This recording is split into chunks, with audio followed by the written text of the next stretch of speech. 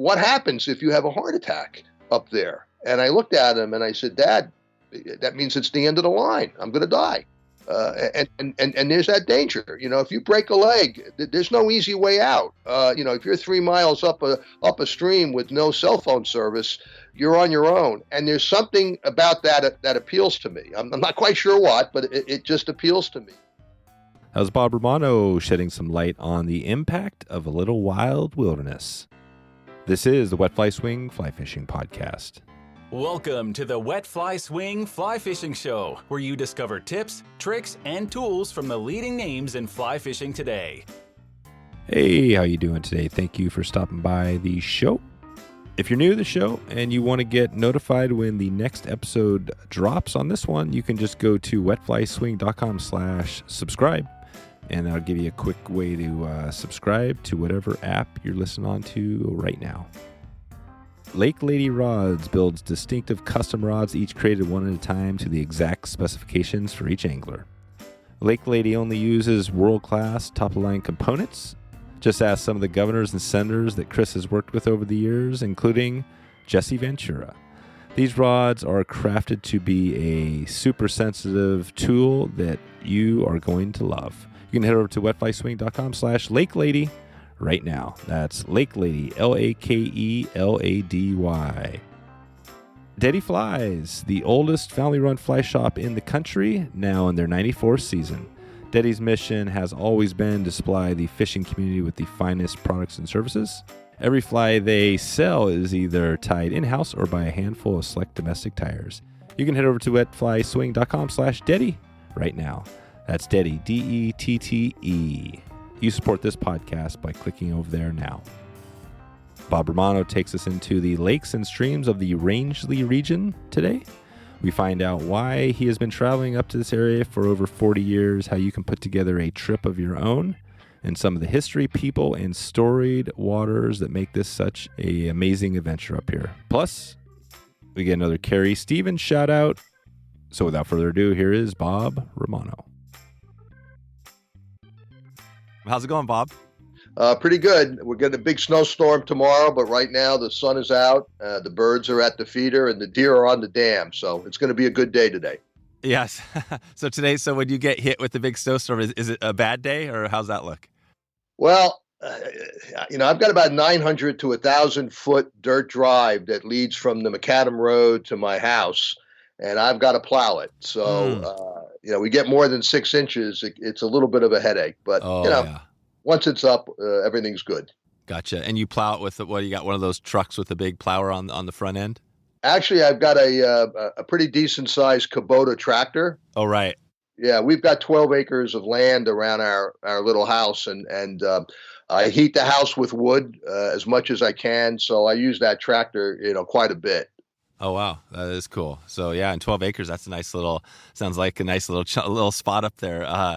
So we're going to dig into, we're going to focus on kind of the Maine, I guess, today, a little bit of that part of the country and what you have going. You've written a few books, and you've got a website, and you've done the tour, the fly fishing tour a little bit. So we're going to talk a little bit about all that and help people understand kind of that part of the country. But take us back really quick to fly fishing, just how you first got into it. Yeah, well, I'm actually a kid from the Bronx of all places. My folks grew up in the Bronx, and they moved to suburban New Jersey. And my dad, when I was 7 or 8 years old, would take me to a semi-polluted river, and we would fish with corn and cornmeal and dough balls for carp, of all things.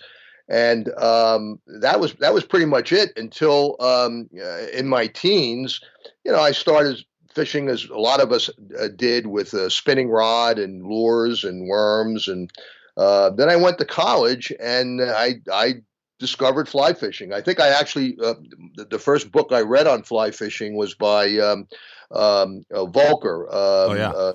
Travers, I think, was his AKA, and I was just fascinated actually with the fly fishing literature to begin with, and then got myself a Cortland fiberglass fly rod, and it really never looked back.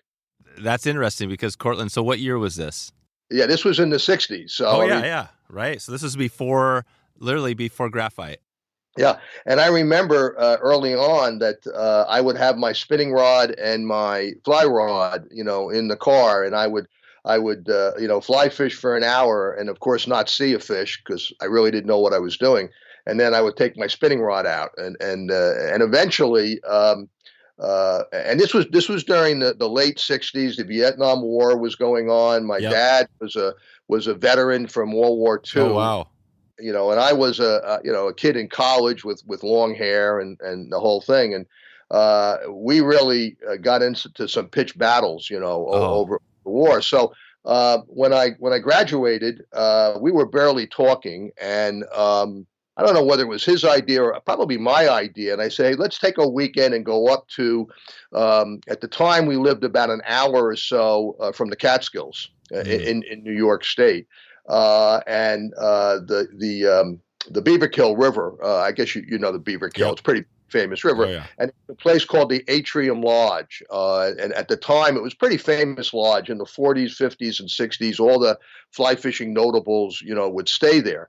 So I said, hey, Pop, why don't we go up there? I figured maybe we could become friends again. And he's got his spinning rod, and I've got my fly rod. He took fly fishing as an offense. It was just one more sort of thing. Yeah. And he would always catch more fish than I did. He really was an excellent fly fisherman. Fisherman when it came to worms and lures and things of that sort. So he's fishing with worms that day, and I'm fly fishing, still really not knowing what I'm doing. And I look back on it now, and there was a Hendrickson hatch, but I didn't. I just knew that it was a kind of a big dun-colored mayfly, and I don't know what I put on, but for the first time I actually started catching fish, and I remember that was it. I put my spinning rod away, never used it again. It happened to be a great weekend. My father and I got together after that, and we kind of made up. And thankfully, I had him for many, many years before he passed away in his late 80s. So it all ended well. Wow, so that is amazing. Your dad was a bait fisherman, and you were a fly fisherman, just like the some of the River Y, right? There's some books that have written about that. Yeah, there you go, the River Y, sure. Yep. That's pretty good. So, and you've written a few books along the way too, and so I love the counterculture topics. We had Taylor Streit was on recently, and he talked about a similar thing. He was out back in your neck of the woods. Then he ended up moving out to New Mexico, but that culture was pretty powerful, right, in the 60s. I mean, I've read about it, and it was a big time. What was when you look back on it, what do you take away from that period of your life that really is something that influenced where you are today? Well, I am a child of the 60s, and quite honestly, my politics haven't changed. They say, I guess, when you're younger, you're a liberal, and as you grow older, you become more conservative. Oh, right. I really haven't changed. I mean, in fact, the writers that I fell in love with back then, I'm still reading them. Brodigan, the poet David Brodigan, who passed away.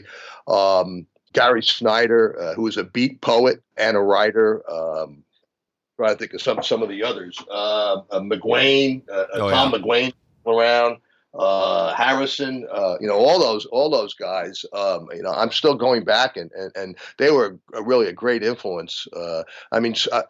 Schneider was interesting because he went over to Japan and really got into the whole Buddhist culture. And I haven't been, to Asia, but I'm very, very much interested in Buddhism and that whole culture, and it affects my writing. And one thing I really enjoy as a writer, I'm writing about fly fishing, and a lot of fly fishing guys and gals who are fly fishing wouldn't know the first thing about Buddhism or about there's a poet called Bashu. They wouldn't know who he is. So I get to kind of sneak in references like that into my books. That hopefully, there are going to be a few readers that are going to say, well, who's he talking about? Who's this guy Bashu? Maybe they do a Google search, and then maybe they pick up a book of poems and say, hey, this isn't so bad. So I get to do that, and I find that to be a lot of fun. Right. So that influences your influences your writing, and you influence other people. And now on your writing, are you doing more of kind of philosophic sort of stuff versus like tips and tricks in your fly fishing? Yeah, when I have folks come up to me at a fly fishing show, they may want me to sign a book or so, and I do programs at some of these fly fishing shows on fly fishing. But what I tell folks is, to me, there are two types of writers. So there is the fisherman who's a writer. Right. He's an angler first. Yeah. George Daniels, all the guys that are out there, and they are giving the tips and they're telling you the how to. And then there are the writers who fish. And we may not necessarily be an expert, and I'm certainly no expert. I'm a writer who fishes, and I found a niche in that nearly 40 years ago when my wife and I were dating. She spent all her summers in North Conway, New Hampshire, and she knew I enjoyed fishing, so she took me up there, and I enjoyed it, but it was still fairly crowded. There were a lot of outlet stores and things like that. There's got to be more to northern New England than this. And we kept on driving north, and we ended up in this region of Maine, the northwest corner of the state, which is called the Rangeley Lakes Region. And we spent a week at a sporting camp. And to me, a kid growing up in the Bronx, it was as wild as Alaska. I mean, I just never seen, such wild country where you could be on a lake where you couldn't see either shore and spend the entire day and never see another boat and never see another angler. Wow. Is it still that way up there? It is.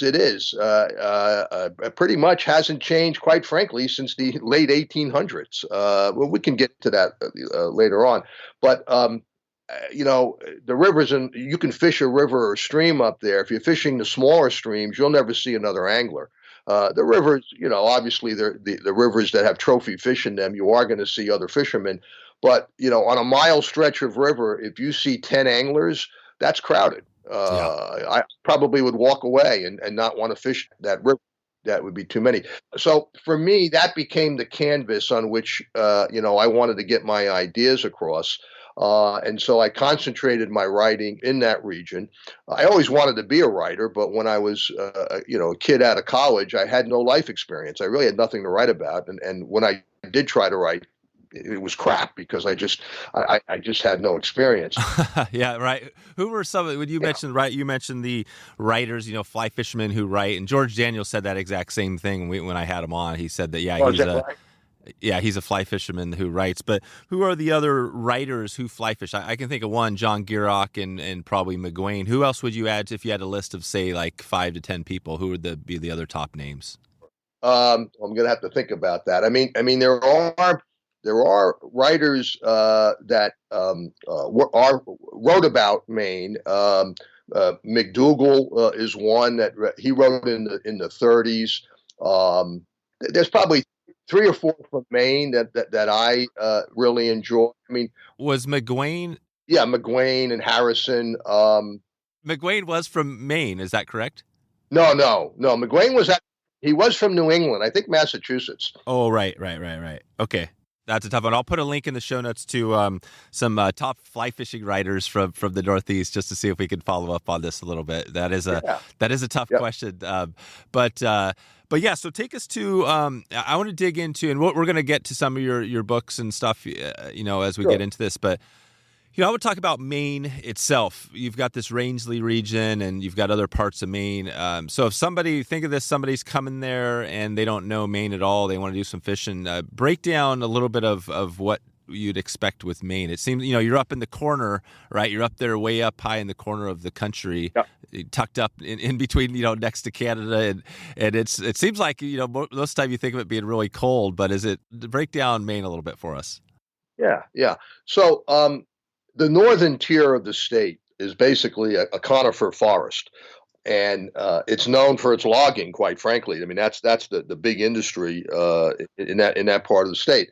And if you're going to be fishing for native brook trout, which is what Maine is known for, you're going to be fishing in that northern tier, and it goes clear across the state from east to west. So the northeast section of Maine, which is known as down east, That is just one particular area, and the little town of Grand Lake Stream is where people would gravitate. I think there's 150 residents there. Uh, Speaking of writers, Randy Spencer is a preeminent guide, and he guides out of Grand Lake Stream. And quite frankly, he's just written a book that I did a review on, and he's written a number of books, and he's a great writer. So that's one section of Maine. It's known for its bass, its smallmouth bass, and it's known for its landlocked salmon more than anything else. And then in the middle of the state, again, this is the northern tier, but more in the middle, is the Moosehead Lake region. There's some great writing on that goes back to the 20s, 30s, and 40s. I mean, the Moosehead Lake is like an ocean. But again, you've got your rivers and streams all around there. That is known more for its brook trout, but also for its landlocked salmon. And then in the western, northwest corner of the state, that's the Rangeley Lakes region. Which is a number of lakes, obviously, 5 or 6 of them. And then above those lakes and below them are the rivers and streams that, fly fishermen would want to fish. The Rangeley Lakes, which I write about, they date back to the late 1800s when people from New York and Massachusetts and southern New England discovered that the brook trout weighed 5 and 6 pounds, and these were just huge native fish. Now, there are reasons why we don't have those fish any longer in that size. I won't bore the folks with the reasons why, but to this day, that Rangeley Lakes region has the largest brook trout in the United States. You won't find any larger, and we still measure them in pounds rather than inches.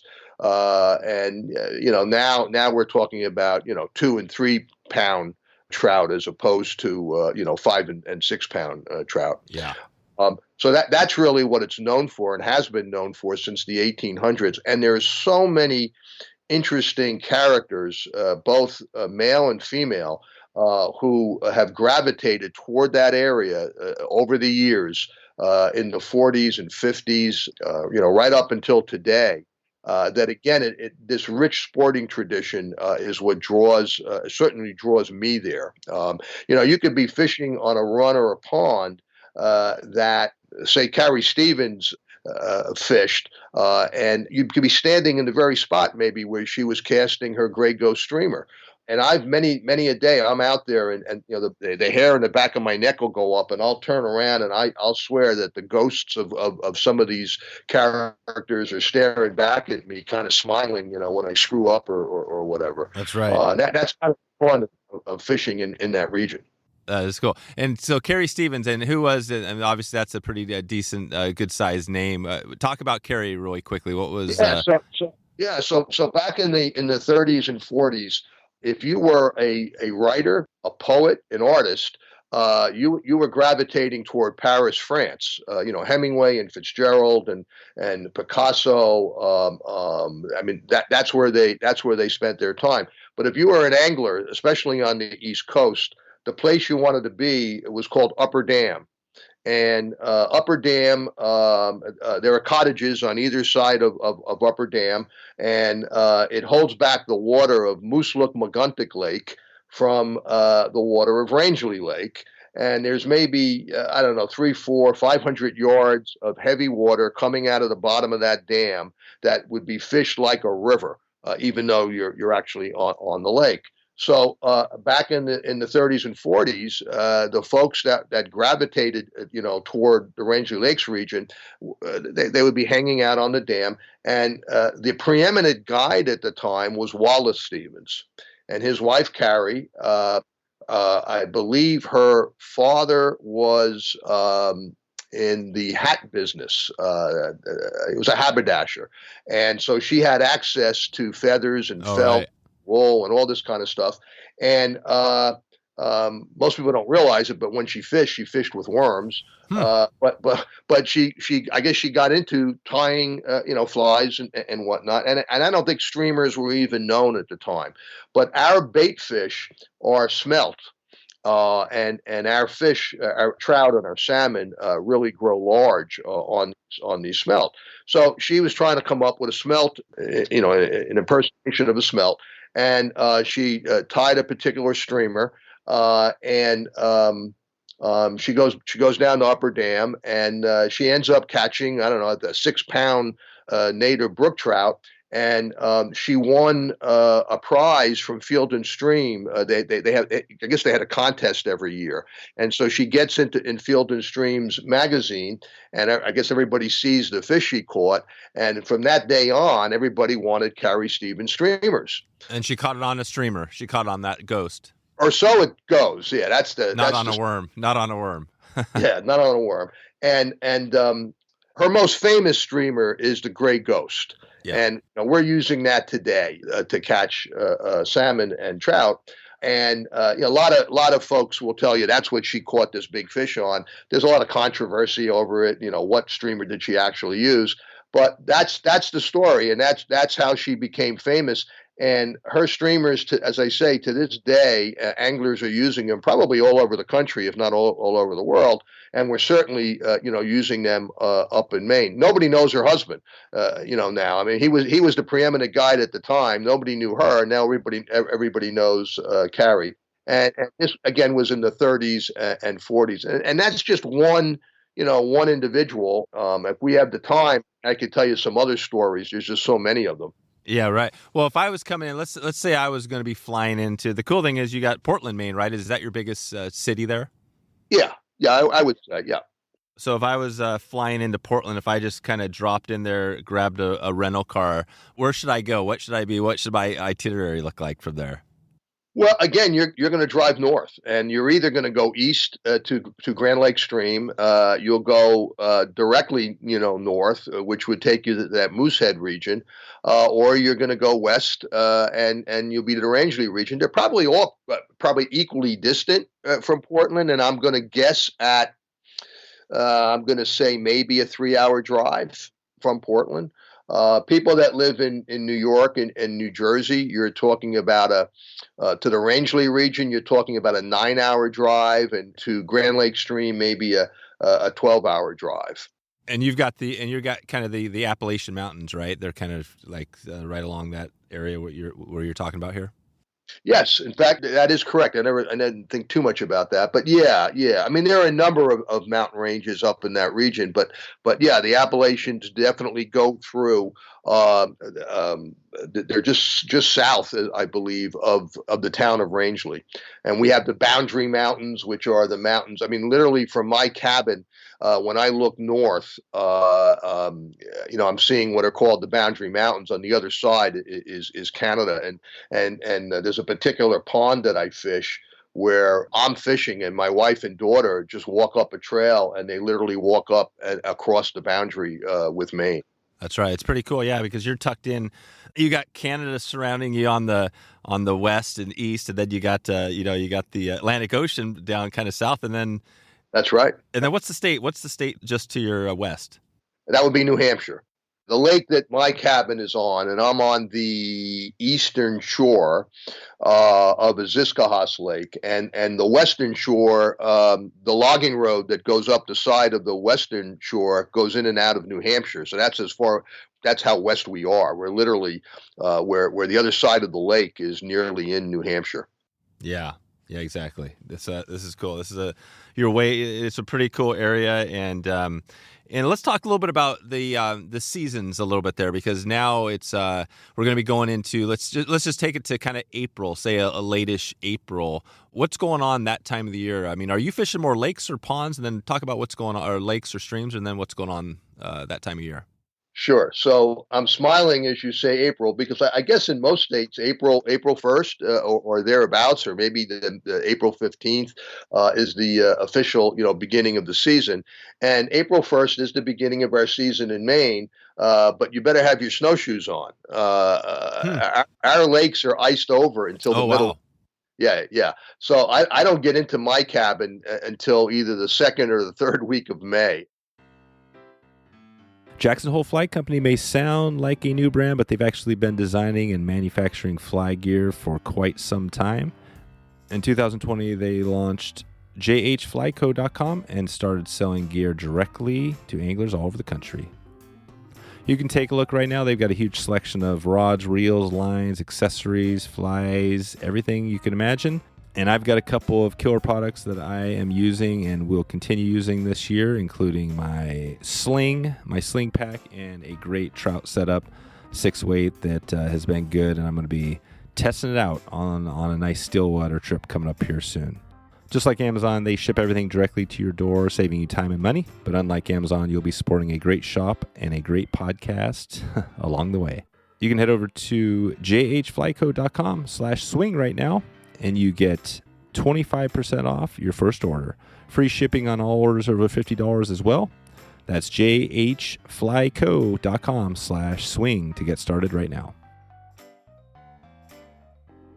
Oh, wow. So you're not even, is there any place in Maine during that time of year where you're fishing that's not ice fishing? Yeah, there is. There's no question about Southern Maine. It's going to be open, and there is a tailwater in the Rangeley Lakes region that's open. But I'm not joking. I mean, if you're fishing that in April, you got your ski outfit on and gloves on, and there's ice along the edges of the stream, and you're going to be nymphing really, really deep, trying to wake these fish up. Right. But as I said, I don't get to my cabin until I don't live in Maine, just to be clear. So, I live, I'm in the northwest corner of New Jersey at a place called the Delaware Water Gap on the Delaware River. So I get up to my camp usually the second or the third week of May. Gotcha. And one of the best times to fish is the second and third week of May. What happens is as soon as the ice comes off the lakes, our bait fish, those smelts, they're now on their spawning run. So the bait fish are just inundating the rivers and streams above the lakes. And our big fish, our sporting fish, the trout and the salmon, they're following. After a long winter under the ice, they're following those smelts up the river and gorging on them. And that goes on for right after ice out until the rivers and streams start to go down a little bit, because they're swollen with snow melt and spring spates and whatnot. So that'll go on for a good 2 weeks, and it's almost a circus atmosphere. Everybody wants to get into the river at that time because that's a really great time for trophy fish. Gotcha. And you can, the old timers like me, I never thought I would be an old timer, but I guess I am. We're still using streamers because we're imitating those smelts. The young guys like yourself, they're nymphing, whether it's check nymphing or whatever. But you're gonna catch just as many fish nymphing, maybe even more than you will with streamers. There's absolutely no dry fly action whatsoever in those first 2 weeks. Those last 2 weeks of May. Again, we're still, that's the beginning of our season. So everything is subsurface. If you're going up that time, I wouldn't even bring any dry flies with me. No. I wouldn't wait. And how are you fishing those streamers up there? Again, you do have to figure where are those fish. So if it was a super cold winter and the water is still really cold or really high, obviously you're fishing them deep, but there are seasons when we didn't get as much snow, and so the river isn't as flooded as it normally would be, and you can fish them a little bit higher, closer to the surface. You want to fish something with a white wing, apparently, and I can't tell you why, but I know it works. The white wing on the streamer somehow imitates the smelt because they really go nuts for that time of year. And there's a famous fly called a black ghost. It's kind of silly. It's called a black ghost. It's got a white wing on it, but the body is black. And it was tied by a guy called Herb. Now I'm drawing a blank. Yeah, how the black? So you have the black ghost, and what was Carrie Stevens' fly? That was a gray ghost. Oh, so you got the gray ghost and the black ghost. That's confusing, right? So they were tying these streamers at the same time, and Herb Welch tied the black ghost and Carrie tied the gray ghost. And they're both very effective streamers, but the black ghost, which is just a black wool body with white tinsel, a silver tinsel, I should say, and then it's got a white wing, a saddle hackle, for the wing. Long, yeah. And that knocks them dead in the beginning of the season. a little tip that I tell folks is, if you're swinging streamers and you're using hackle feathers, and most of these streamers do use hackle feathers, you really have to know how to tie them. So if you're an amateur and you're not getting that saddle hackle tied correctly, the streamer is going to twirl, and it's not going to be effective. I'll put Bob, I'll put a link to, I talked to this about John Shewey. I asked him this question, and I'll put a link to that episode. He covered it. We had like a little segment on that, and you could probably tell us, is there a tip that you have for keeping those straight? Yeah, the tip is don't use saddle hackle. Oh. Just use marabou. The same recipe, whatever the color would be, but if you use a marabou feather, you can't go wrong. I mean, I don't care how poorly you tie it. Yeah. You can't go wrong, but it doesn't look quite as nice as a nice saddle hackle, right? I've converted most of my streamers now. I've converted those saddle hackles to marabou. Oh, wow. Wow. I've had great success with that. That's amazing. Well, sticking with the season. So that is really a great time of year to fish. And then as we get into the end of May and the beginning of June, that's when our dry fly season starts. And that, continues through the year. Throughout Maine, we really do not have sustained hatches the way you might. Again, I'm familiar with the Catskill streams and Pocono streams, and so the West Branch of the Delaware or the Housatonic. I don't know out west. How is the Delaware? How is that different? Are the hatches longer on the Delaware? Yeah. I mean, take a sulfur hatch; it could go on for 3 weeks. The Hendrickson hatch, you can almost time your watch 3:00 in the afternoon in late April, and it'll go on for a week. It'll go on. Do all those? Do you have, even though they're shorter hatches, do you have all the big hatches up there in Maine? We do, but for instance, Hendrickson hatch might go on for an hour on a short section of stream, and your buddy could be fishing just upstream and not see a single Hendrickson. So because of that, the fish are not selective. If you have whether it's a Hendrickson, a blue quill, a black quill, a quill Gordon, whatever is hatching, you could use any one of those flies, and in all likelihood would be successful. Our fish.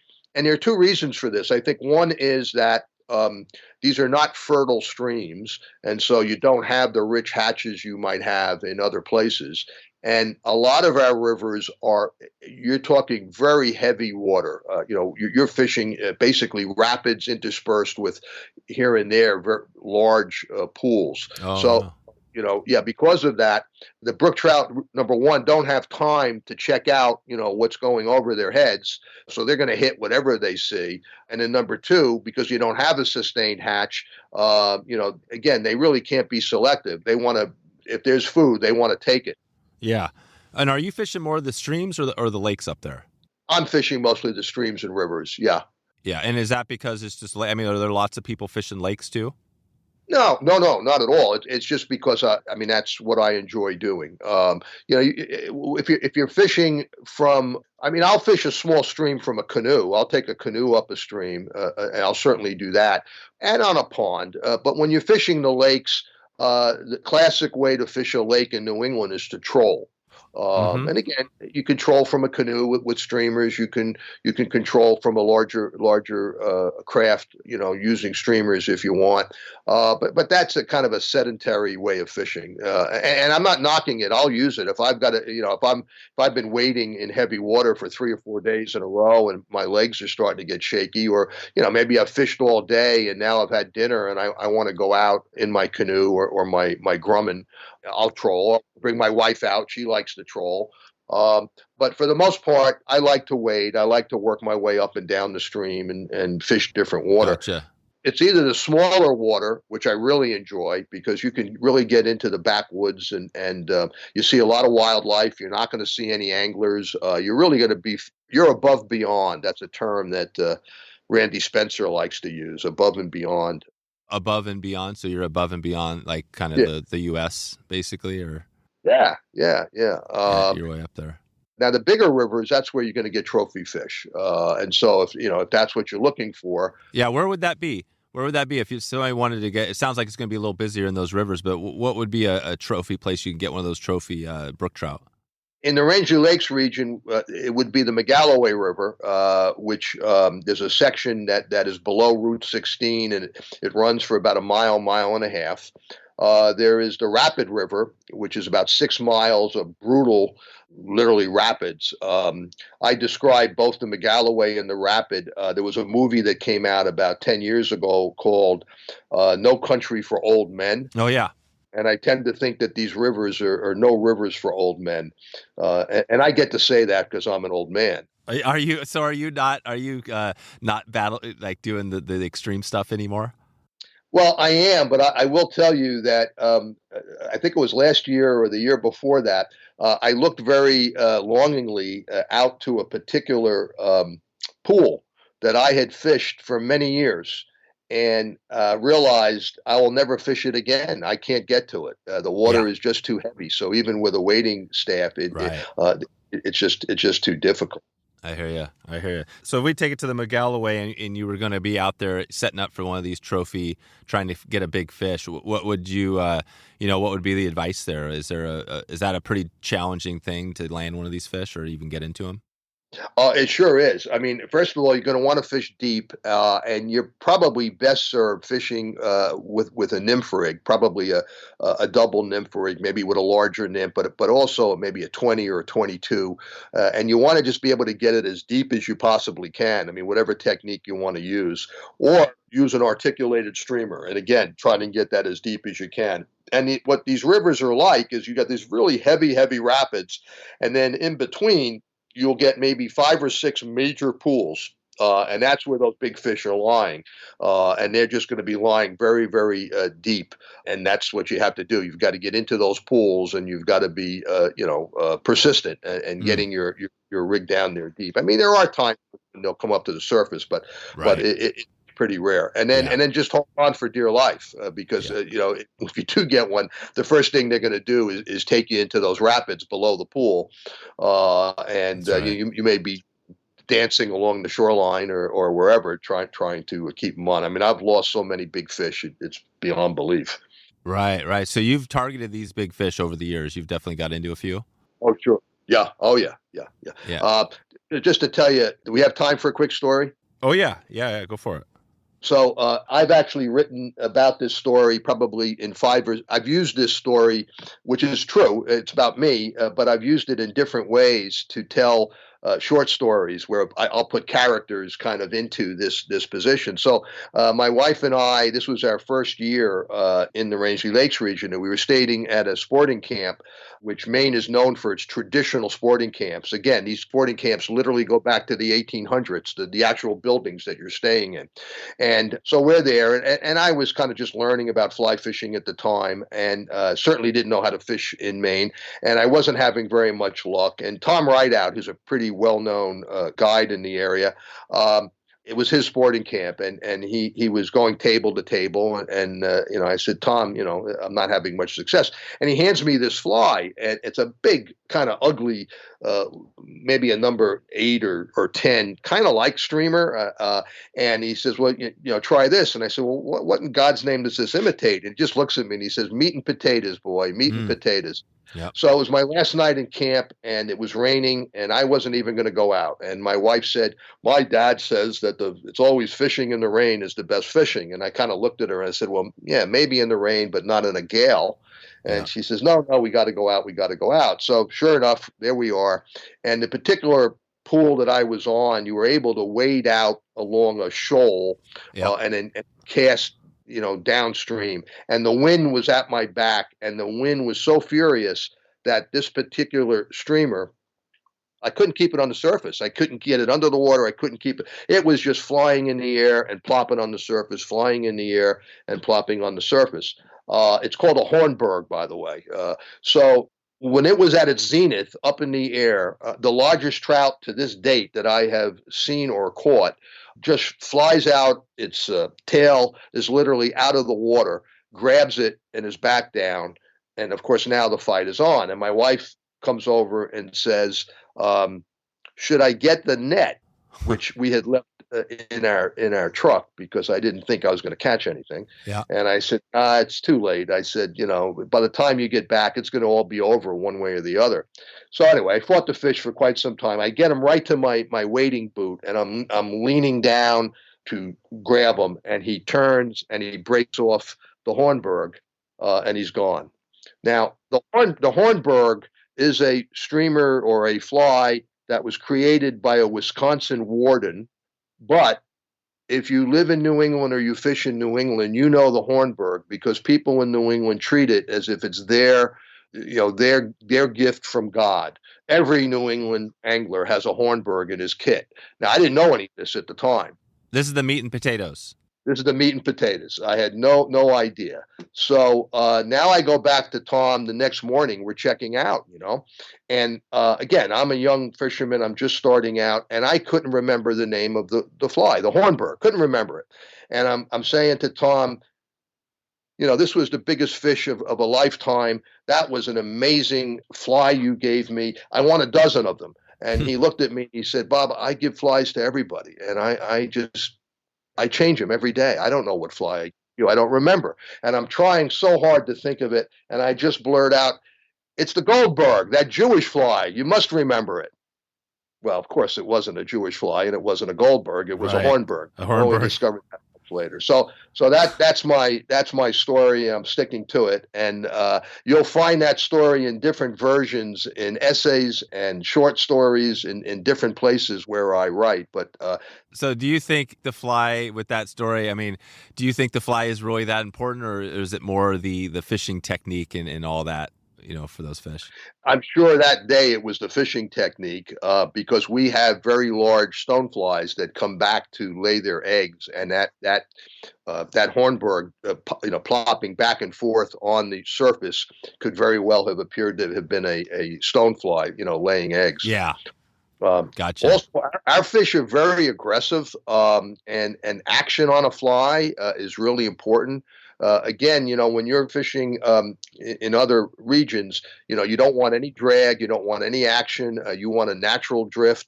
Many times with our fish, you can have a natural drift and they don't take. And if you just twitch the fly at the last minute, you get a horrendous strike. Gotcha. So I think it's more that than anything else. But I tell you, the hornberg is a cherished fly in New England. Everybody has it in their kit. Everybody uses it. Everybody swears by it. That's right. I'll put a link in the show notes to the hornberg, not the Goldberg, not the Goldberg, right, but the hornberg. I'll put it in the show notes. And what is, what's keeping you from it sounds like you spent a lot of time up there fishing. I guess this season, maybe this is the answer, but from just kind of moving up into Maine and just staying up there year round. Well, I try to keep this on the down low, but I have to earn a living, and I earn a living as an attorney. Oh, wow. Yeah. So I'm a lawyer, and I have my own office, and I've had an office, for the last, I don't know, almost 40, 50 years. And so that's really what keeps me down south. And as I said, my wife and I, when we first met and married, we purchased this 12 acres of land. We built our own house on it. It's a little Cape Cod, nothing fancy. But we just love this property, and we literally have deer, and I should say, and it abuts 100 acres of undeveloped woodland. Private or like national forest? No, it's just it's privately owned. It's just a natural forest, and it has not been developed. It's hard to believe that that's in the state of New Jersey, but in this northwestern corner of the state, it's basically farmland and forest. So we've lived on our vacation home in a way all of our married lives, and I don't think I could ever give it up. I think we'll probably be buried on the property, either that or they'll throw my ashes on a stream somewhere. Yeah, exactly. No, it sounds cool. I was wondering that is really sounds like a cool little spot there. So let's take it back. Again, we're staying up in that Maine, that kind of that northern part. So the season is pretty short. As it starts in like late May, and when does it end? When are you done fishing?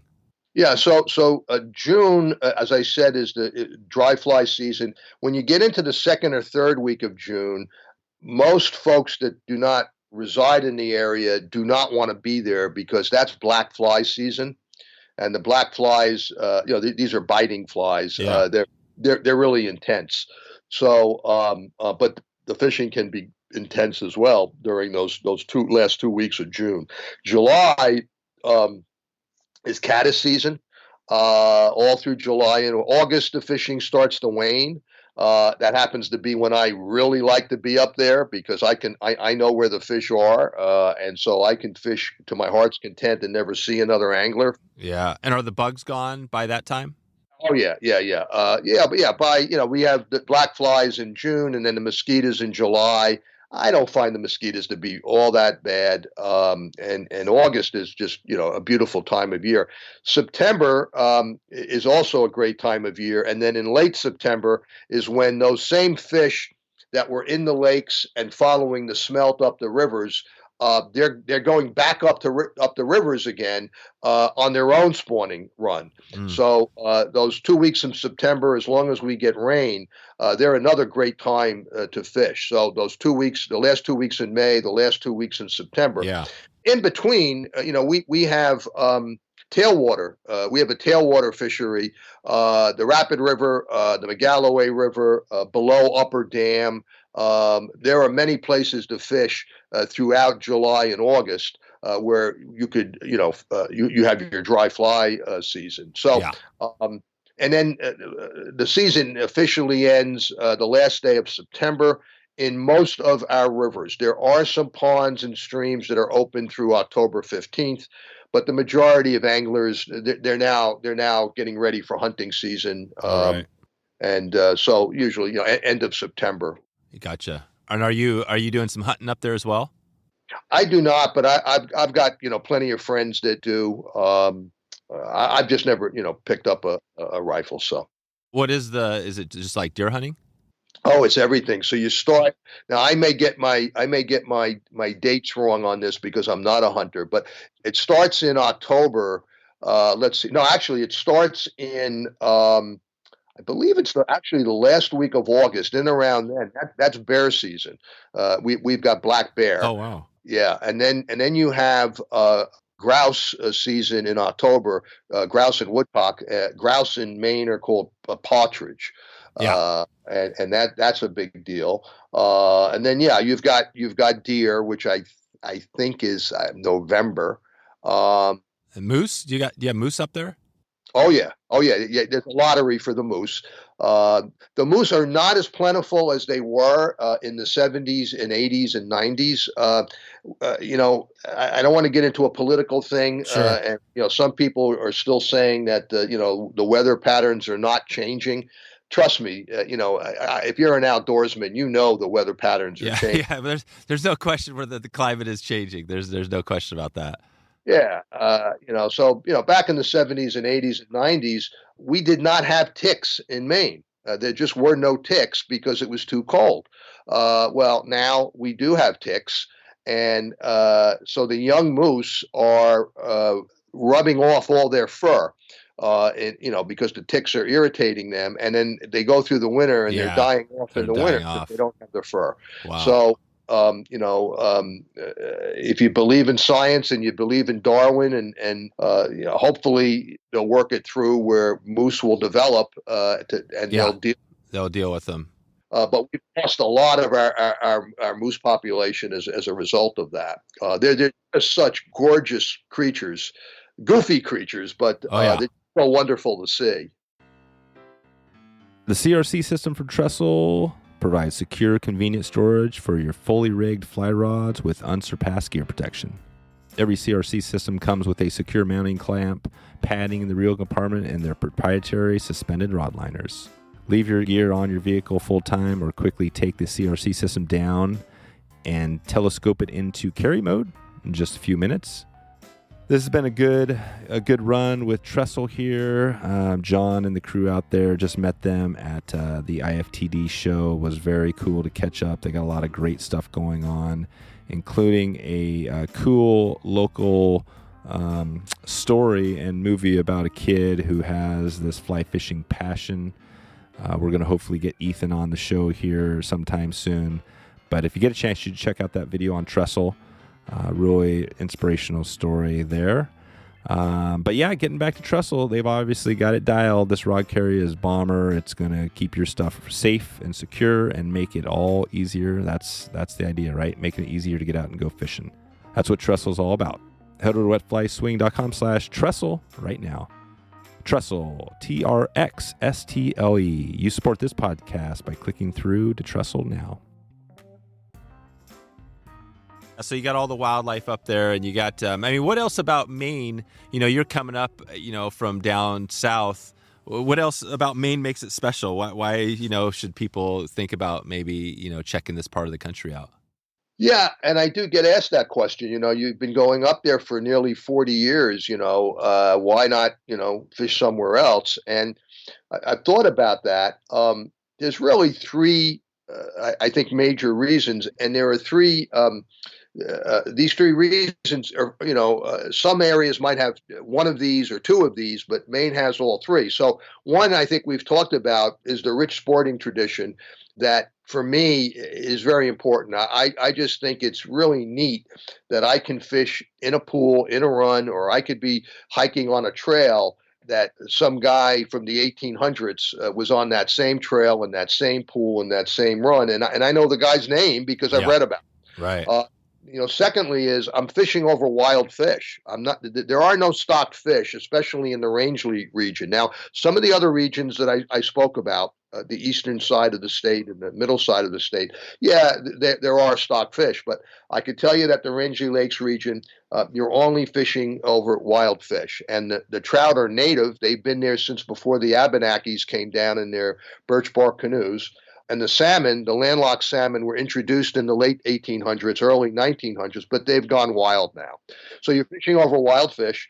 You've got this rich sporting tradition, and you're fishing in country that is about as wild as you can have, short of being in northern Canada. Get up to Canada. It's the most wilderness that you have in the northeast part of the U.S. It truly is, and it's kind of I describe it as a combination of melancholy and majestic. It's this beautiful country, but it's a dark. There's a dark beauty. There's a little bit of a danger to it. My dad had a heart condition from his 50s. Now he lived into his late 80s, but he always worried. He always had to be close to a hospital or a doctor. And I remember he once said to me, "Bob, what happens if you have a heart attack up there?" And I looked at him and I said, "Dad, that means it's the end of the line. I'm going to die." Yeah. And there's that danger. If you break a leg, there's no easy way out. If you're 3 miles up a stream with no cell phone service, you're on your own. And there's something about that appeals to me. I'm not quite sure what, but it just appeals to me that you could still live your life a little dangerously. There's a certain appeal and interest to that. That I find important, to just get away from cell phones, get away from computers, and so you can you have all three of those in one place, and that's what I say to folks, that if that's the thing you're interested in, you want to give this region a try. Yeah. And what about obviously you've got Canada all around you up there.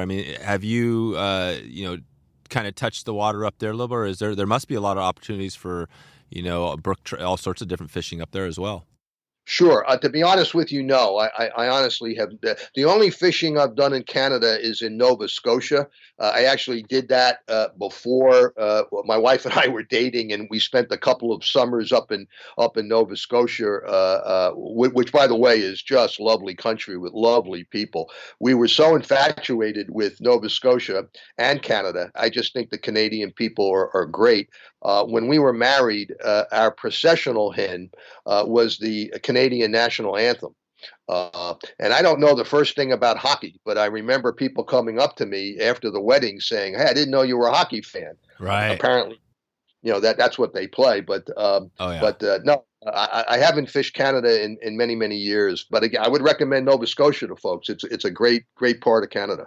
Yeah, and then down in New Jersey, also there's some opportunities down there, right? But you're not spending much time fishing around New Jersey or any of that stuff.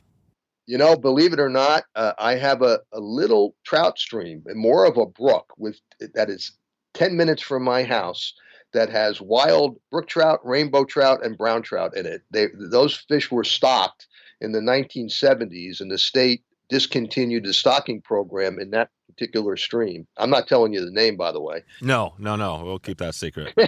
and it is a great little stream. So when I am here, I spend a lot of time with a little 6'3" cane rod, fishing that stream and have a time there. So if I was coming up there again, we're taking in, and I'm looking at maybe coming up and finding a lodge or some place I can go. And actually, since I don't have a cabin, is there a lodge you'd recommend to check out to get this experience?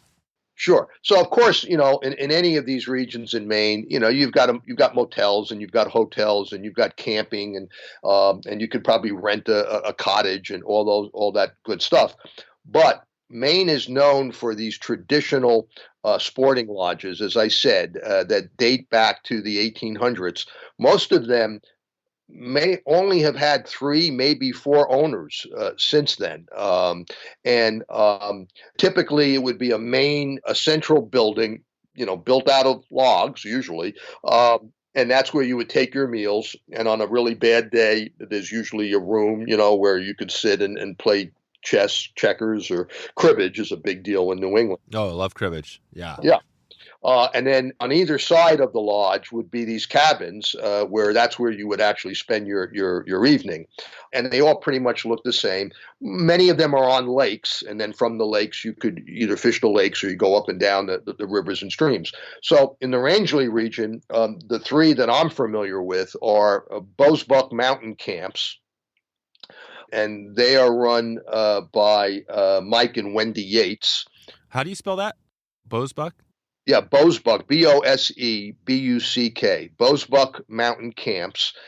They are on, they basically give you access to the Magalloway River system. Oh, there you go. Grant's Camps. Grant's is run by John and Carolyn Blunt, Blunt. Grant's Camps is on Kennebago Lake. And they give you access to about 16 miles of the Kennebago River. And then Lakewood Camps, they have a new owner. I don't know their names. Yeah. And Lakewood Camps is on the Rapid River. Now, Lakewood Camps, Grant's Camps, Bosebuck Mountain Camps, they all have websites, and you can get a lot of information off of those websites. Or again, ForgottenTrout.com, which is my website. A lot of this information, a lot of the things we're talking about, can be found on that website. There. That's good. Now, the Moosehead Lake region. Sure, they same thing. I don't know the names for you, but they've got their traditional camps. And I tell you, on East Grand Lake Stream, which again is in the eastern northeast section of Maine, is Weatherby's. And Jeff is the owner of Weatherby's. I apologize, Jeff. I'm not right now. Your name isn't clicking for me. But he runs a great lodge there. He's probably owned it for 20 years, maybe longer. Again, most of these owners have been running these camps for 20, 30 years. Yeah. And so that's good. And is there also a fly shop anywhere up there? Sure. I mean, again, all these, camps are going to have little shops right there at the lodge. Oh yeah, they have shops. Yeah. In Rangeley, Brett and Susan Damm, Damm, they run the Rangeley Region Sports Shop. Mm-hmm. That's just a great shop. I mean, they've got everything you could possibly want. I think they're Orvis endorsed. And, perfect. And all these places, both Brett's a guide and all these lodges would have guides if you want them. Yeah, they got it covered. Okay, so give us a little rundown. We've been digging into this Maine, and obviously it sounds like this a short season, but an amazing place to go to. You got a little black flies to deal with. Other than that, you've potentially got moose and bear. It sounds really amazing. And I'm sure these influenced your writing. So talk a little about, give us a rundown on your books. You've written a few, and talk about what you have going, what you've written, and what you have coming. Sure. Before I do that, can I just give you one more story? Yeah. Okay. So, again, we were talking about Upper Dam and the fact that back in the 20s and 30s and 40s, there were a lot of interesting people that gravitated there. So there was a guy named Shang. By interesting people, do you mean kind of like this is in the 60s, kind of like the counterculture type of person? Actually, it was before the 60s. Oh, okay. So just interesting in the sense that not oddballs, but the characters. Maine is full of characters. And this fellow Shang, Shang, Shang Willer, he was a very well-known carver of decoys. He was really, really good at it, and he was also a great fisherman, and he was talented at a lot of different things. But in any event, so he's up there, fly fisherman, and he came up with this idea, this fable, this tale of a fish known as white-nosed Pete. Now, the reason why the fish had a white nose is, according to Shang, he lived for over 100 years below Upper Dam. And he was so old, of course, that his face went white. A brook trout? This was a brook trout, yep. And he was also known as Pincushion Pete because he had this knack of counting coup. So anybody that attempted to catch him, a white nose would basically tear their streamer or fly, and then he had it in his drawer.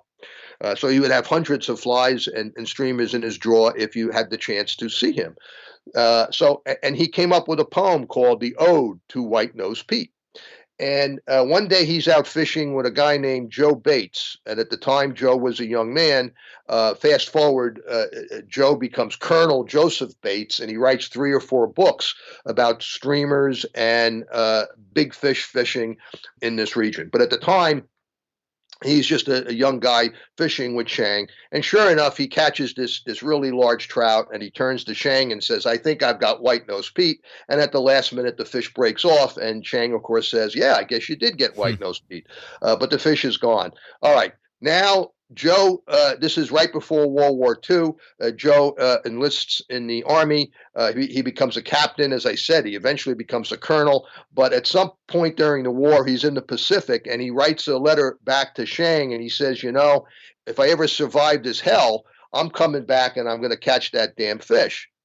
Now, what happens next, I think, is kind of a dirty trick. But Shang, because he was a great carver of decoys, he carves the jaw and the face of white-nosed Pete with all the streamers and whatnot in his drawer, takes a photograph of it and sends it back to Joe and says, "Sorry, Joe, but I caught him first." All right. Now, that mount of the fish was lost for many, many years, but it was rediscovered about 10 years ago, and now it is in the Rangeley Lakes Sporting Museum, along with the plaque that shows the poem of the Ode to White-Nosed Pete. And on June 4th of this year, in the town of Rangeley, they are going to have their first annual White-Nosed Pete fly fishing festival. So those are the type of things that kind of grab me. So that's a true story. Well, yeah, that's a true story. You can go to the Rangeley. You can go, like right now, I could maybe find a picture of that and put it in the show notes of that fish, that wooden fish. Absolutely. In fact, if I get the chance, I will send you some information on it. Yeah. But yeah, the museum has the mount and has the ode. And as far as I know, White-Nosed Pete is still living underneath. Still living. And to this day, yeah, I'm not sure what the average lifespan of a brook trout is, but it's probably a few years typically, right? Probably, yeah. I would think no more than 3 or 4. Exactly. Although there are some fish species that definitely do live over 100 years. They're not probably.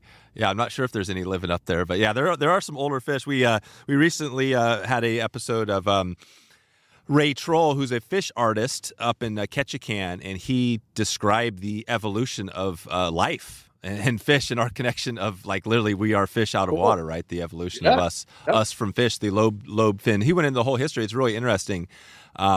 But there's all sorts of fish. That's the amazing thing about fish is they are unbelievable. The diversity, the history. I mean, we all come from fish, so it's this crazy, right? And then when you catch Pete, was it the ode to Pete? So when you catch Pete, I mean, literally Pete is kind of your long lost cousin, kind of, right? That's right. You know what? I think you just gave me a story. I'm gonna have to exactly. That. There you go. Well, you gotta look up Ray Troll because his art, I'm sure, will inspire you. He has this one piece of art called he calls it fish. Well, he's got a song called Fish Worship. He's like, fish worship. Is it bad? Is something wrong with me because I love fish so much? You know what I mean? And then he's got this other one where he the fish come back and haunt him that he's killed over the years. So he's got these, Cool. he has these nightmares from being haunted by the fish. But anyways, this has been fun, Bob. I think that I've been trying to paint the picture of Maine, and I love it because it's Portland, Maine. That's the one city. I'm actually out on the other side of the country in Portland, Oregon, right? So I always hear about, you hear about Portland, Maine, and it sounds like a really amazing place. And definitely this is good. Anything else you want to shed light on before we get out of here, or do you want to touch base on your books? Yeah, just real quickly. So I've written a number of fly fishing novels that are set in this region. And my latest book just came out, actually, December 15th. So, I would like to plug that. It's called River Flowers, and it's actually a book of short stories. And what really struck me was one of my favorite authors is a guy named Elmore Leonard. You're probably not going to be familiar with him, but Elmore Leonard actually wrote the story that became a movie called Get Shorty. Oh, yeah. Yeah, with John Travolta. Yeah. So Elmore was actually known later in his career for writing film noir, not film noir, but film noir, but books having to do with detectives and stuff like that. But before that, as a younger writer, he wrote short stories about westerns like Louis L'Amour. And I've got a book of maybe 250 pages of these short stories. And I mean, literally, you could taste the dust. You could hear the sagebrush blowing in the wind. And his stories were about saloon keepers and cowboys and sheriffs and outlaws and desperados. And boy, you just felt you were there. And what I wanted to do was the exact same thing for people that fly fished, but in Maine, in the state of Maine, in New Hampshire.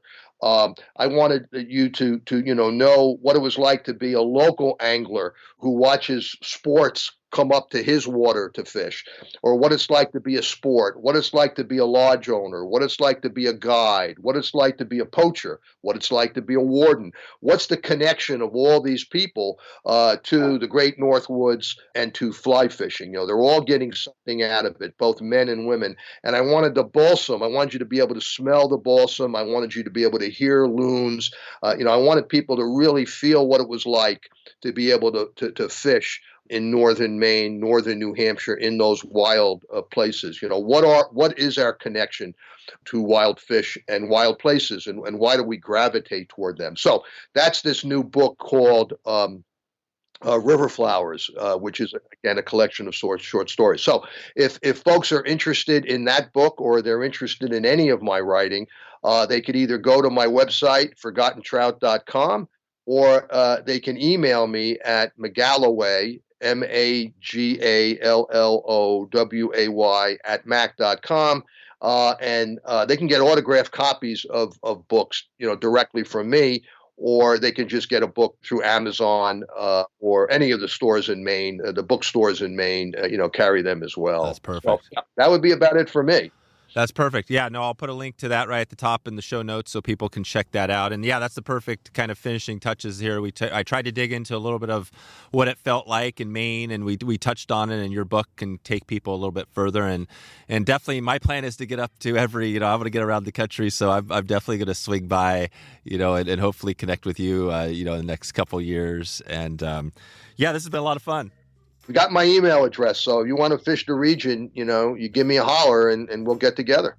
Yeah, well, what I might do is we're setting up these trips, kind of trips with listeners now, and if I get enough people that talk about showing interest, maybe I'll let people send a check back with me if they have enough interest in going up there. Then I'll put together a trip with a few people, and I'm sure there's some people probably up northeast that would love to hook up, and I'm trying to do that in the next couple of years, do some more kind of connect our podcast listeners to some of the people and places. Cool. So if that happens, maybe we'll meet you up there and go from there.